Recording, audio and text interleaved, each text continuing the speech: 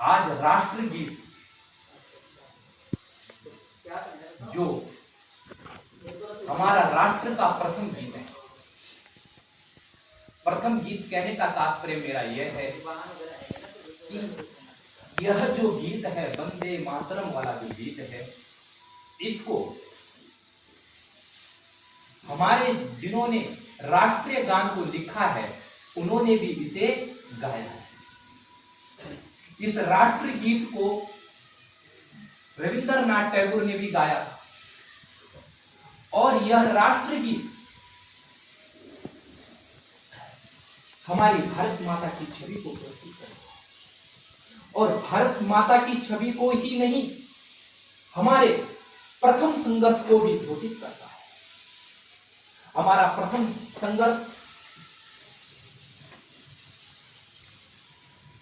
जो प्रथम संघर्ष कहने में भी इसे कोई अतिशयोक्ति नहीं होगी, क्योंकि यह संघर्ष भारतीयों के सन्यासियों ने किया था, भारतीय सन्यासियों ने कहा किया था। और इस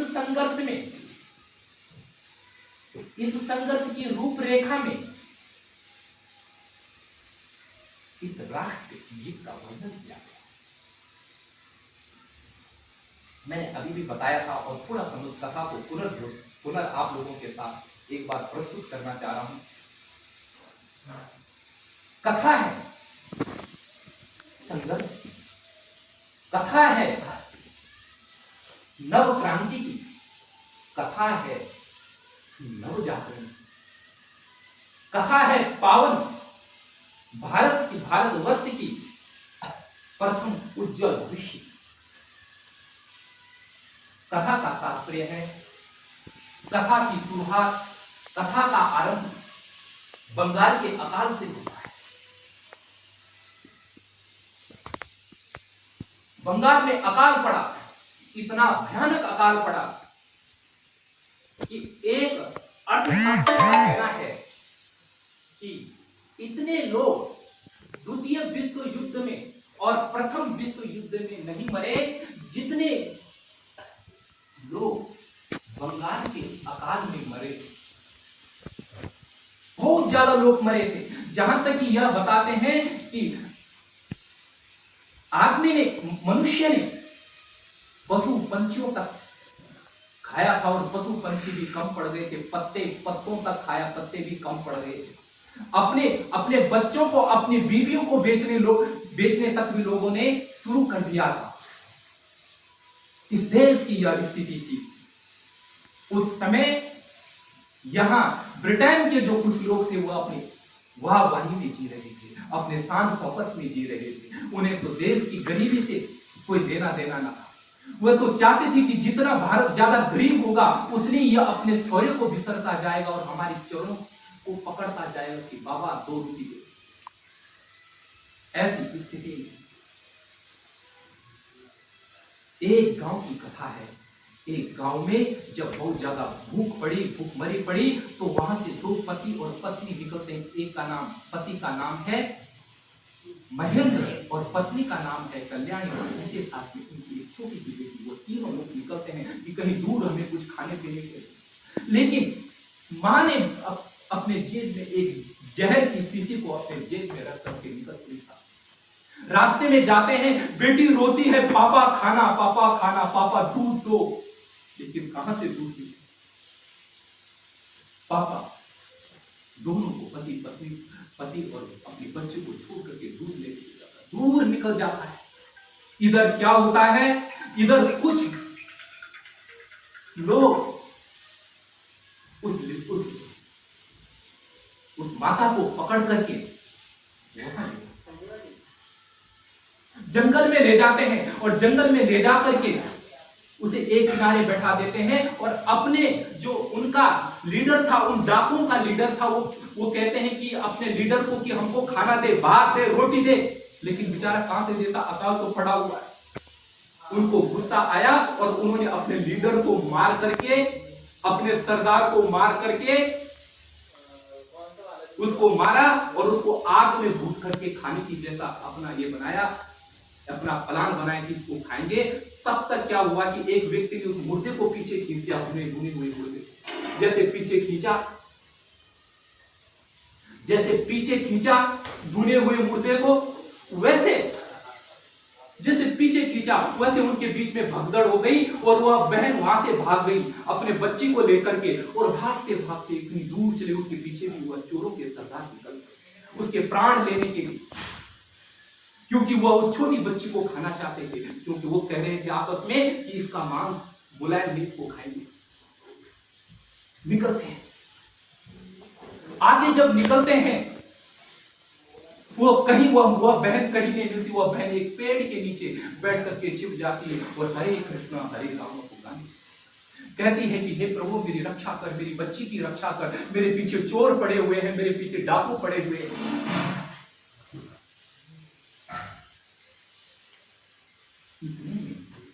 भगवान सुनता है, भगवान की हर जगह आंख और कान को, हमारे वेदों में भी कहा गया है कि पश्यस्य चक्षु शत्रुन्नस्य कर्ण, उसके कान ना होते हुए भी वह सुनता है और उसकी आंखें ना होते हुए भी वो देखता है। वह उस परमात्मा ने आवाज सुनी और एक सन्यासी उधर से आता है। वह सन्यासी जैसे आता है उसके ऊपर हाथ रखता है, बहन उसके आंखों से गदगद होकर के रोड़ी लगते और मूर्छित हो जाती है भूख के कारण। वह उसको गोदी में उठाकर उन दोनों को, बच्चे को गोदी में उठाकर अपने घर में छोड़ता है, फिर अपने आश्रम में छोड़ता है, फिर उस बच्ची को लेने आता है, उस बच्ची को भी आश्रम में छोड़ता है। वह मूर्छा से भरा उनको दूध पिलाता और वो कहती है कि मेरे पति दूध लेने जा रहे थे, अभी लौटे नहीं। बोला तुम्हारे पति क्या है? तुम्हारे पति, मेरे पति का नाम महेंद्र है। समझिए, क्योंकि महेंद्र प्रतीक आदमी था, महान नैतिज्ञ था, विचारज्ञ था, तो वह उसको दूध उसकी बच्ची को दूध पिलाते हैं, उसके उस कल्याणी को दूध देते हैं, लेकिन कल्याणी दूध नहीं पीती। वो कहते मेरे पति भी भूखे हैं, जैसे तेरे पति आएंगे। क्या स्थिति है? भूख में मरने के लिए करार है, लेकिन अपने सत्य निष्ठा को नहीं छोड़ती, अपने पति धर्म को नहीं छोड़ती। इतने में क्या होता है, सन्यासी सोचता है अरे ये तो भूख से मर जाएगी, चलो मैं चलता हूं महेंद्र को खोजने। महेंद्र को खोजने के लिए निकलता है सन्यासी और एक गिरोह में जा पड़ता है। वहां सन्यासी का एक अपना शिष्य बैठा रखा है, उसका नाम है भूमा। वो भूमानंद के पास जाता है, भूमानंद को बोलता है कि तुम्हें महेंद्र का पता करना है कि महेंद्र कहां है।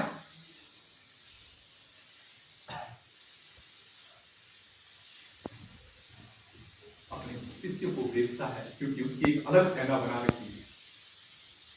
किसकी? सन्यासी की, जो जिसके घर में वो रुकी है उसी की सेना थी वो।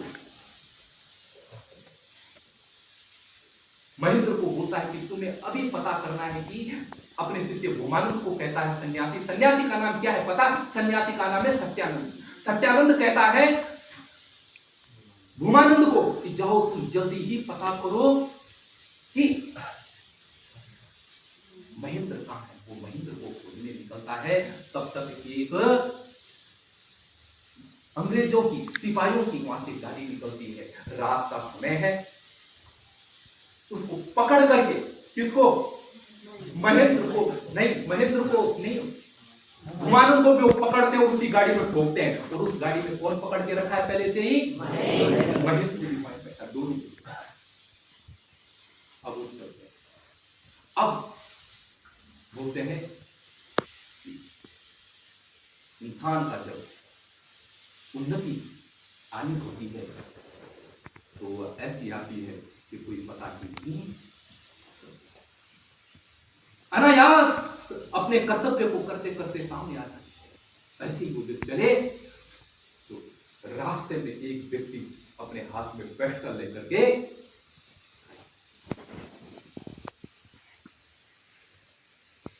वहां से जब गाड़ी आती है,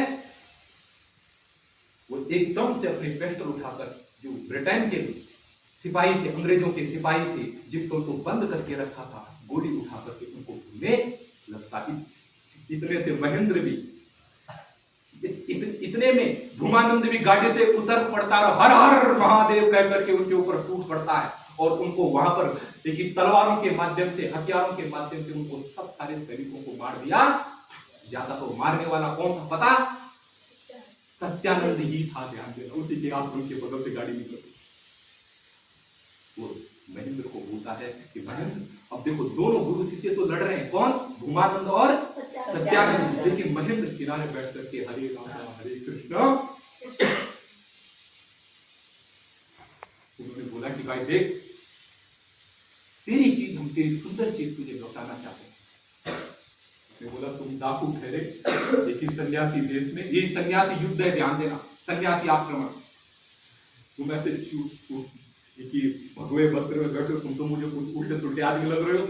उन्होंने कहा उल्टे सुल्टे लग रहे हैं, कोई बात नहीं, लेकिन एक काम कर। क्या बोला? एक काम कर, तू आश्रम में चल पे। जैसे उसको आश्रम में ले जाते हैं, जैसे वो सामने देखता है, तो अपने बीवी को, अपने बच्चे को देखता है, एकदम से रो पड़ता है, बच्चे को बचाते हैं। अब उसकी बीवी बहुत, उसकी पत्नी बहुत बुद्धिमान, उसकी जहर की स्थिति अपनी जेब में क्या रखी है? जेब में कहाँ रखी है? जेब में।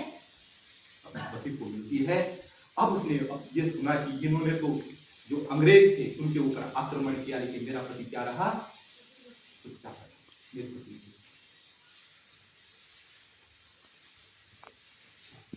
उसने अपने पति को पूछा कि तुमने युद्ध में भाग क्यों नहीं लिया? इसने लिया क्योंकि मुझे लगा मेरी पत्नी मेरी बेटी और मेरा बच्चा कहीं जीवित होगा, पहले मैं उनको। अच्छा, उसने बोला कि उसको लग गया कि मेरा पति जो है वो मेरे प्रेम जाल में ज्यादा फंसा हुआ। अब सेना तैयार हुई आगे भविष्य के युद्ध के लिए, लेकिन वो जो है कौन? महेंद्र, वो अपने हाथ पांव पीछे कर रहा है, लड़ने के लिए नहीं जा रहा है। उसकी पत्नी ने देखा कि मेरा तो क्या है, मेरा पति जो ये हमारे वजह से नहीं लड़ा, हम दोनों की वजह से वो जहर की स्थिति को देती है और अपनी बेटी को भी पिलाती है, अपने आप करके अपना काम।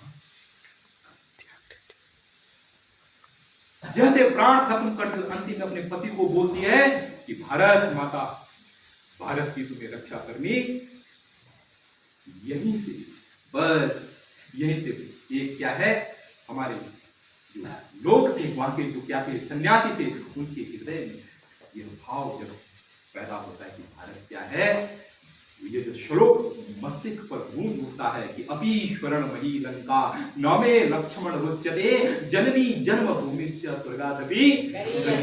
इसमें जननी शब्द आया किसके लिए? और माता का चित्रण मस्तिष्क में बैठा करके जो हमारे सामने मंत्र लिखा हुआ है, क्या लिखा है?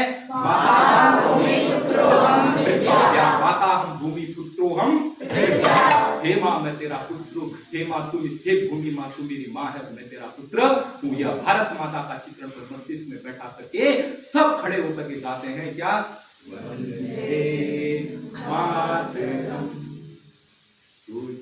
ये जो गीत है, इस गीत को गाया, उसी समय भारत माता का चित्रण भी तैयार कर दिया जाता है।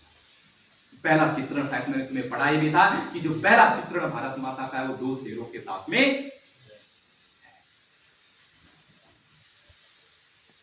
तो 2 शेरों के साथ में भारत माता का चित्र बना करके आजादी की रूपरेखा की तैयारी शुरू हो जाती। तो यह त्याग का गीत है, यह शौर्य का गीत है, यह तपस्या का गीत है, यह हमारे इतिहास का पावन गीत है। इसीलिए इस गीत को राष्ट्र गीत के रूप में हमारे देश में रखा गया है। मैं अपनी वाणी को विराम दूंगा।